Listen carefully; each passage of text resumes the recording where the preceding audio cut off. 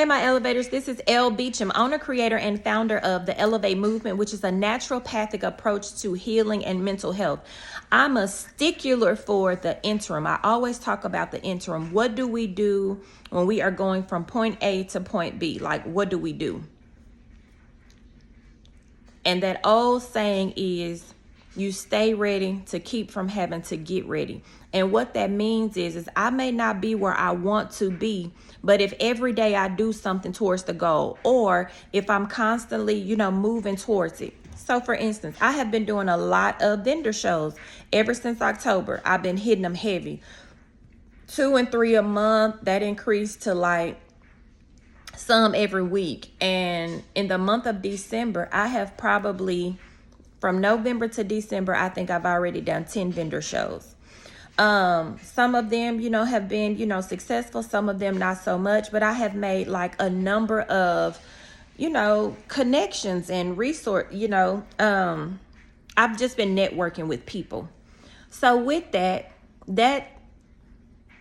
let me know that like what you have been doing with making all of this jewelry, even when you don't have a show, and even after your vendor show, you go back home and you start adding to your collection. Like you add 10 to 20 pieces every single time you have a show. I'm always replenishing. I'm always staying ahead of the game. I'm thinking about what am I going to wear that's going to make a statement? How do I feel like I want to dress?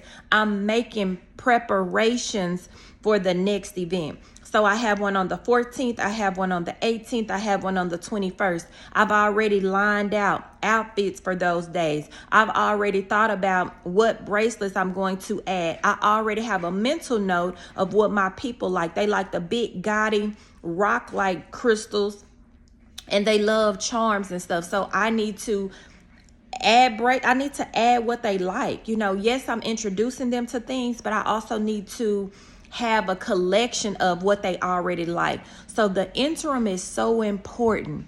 That prayer life during the interim, that being steadfast during the interim. I'm going through a situation right now with my daughter where we are not seeing eye to eye, but in the interim, and we are not talking and speaking, and we are in disagreement.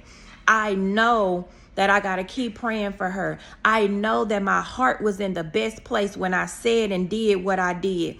She may look at it as I left her out to dry and all of this. I'm looking at it as, hey, you need to go to grad school. You need to finish because you don't have children. You don't have anybody but you right now.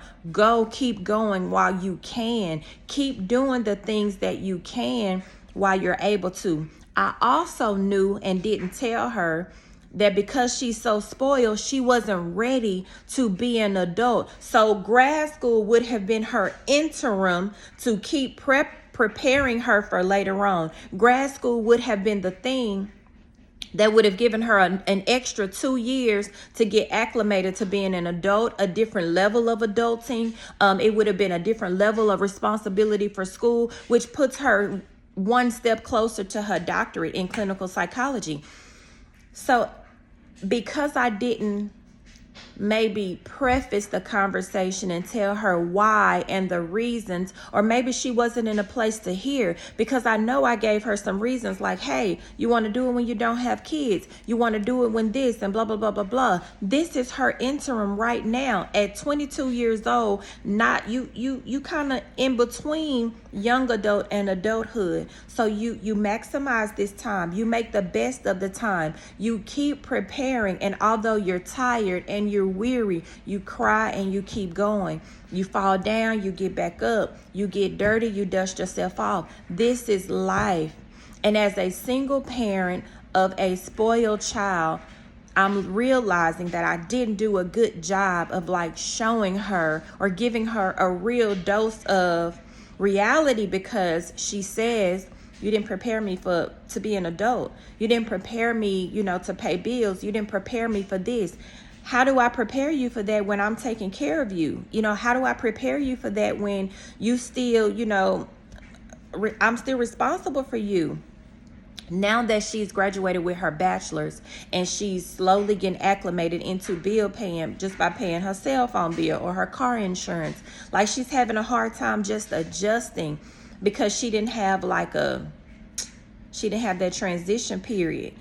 But that's what grad school would have provided. Grad school would have provided like that transition. So in the interim, you want to make sure you are maximizing, doing all that you can to make it easier on the back end, or when you finish, or when you get closer to your goals and stuff.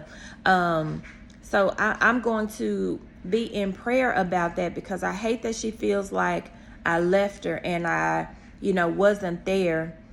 But I'm also doing something that wasn't done for me. Like I ain't have nobody in my interim that was talking to me. I was making my own decisions. I was, figuring it out on my own. But it was school. It was always school. It was always trying to better myself. It was because I knew I didn't want what I was currently in. It has always been betterment. It has always been a drive and a goal. She don't have to be that, but just have a plan. So in the interim, create your plan, work your plan, do what you need to do for your plan. Go back and revisit the plan. Go back and see how you can tweak it, make changes, make adjustments, do what you got to do. But at the end of the day, time where you're not talking and seeing eye to eye is time wasted.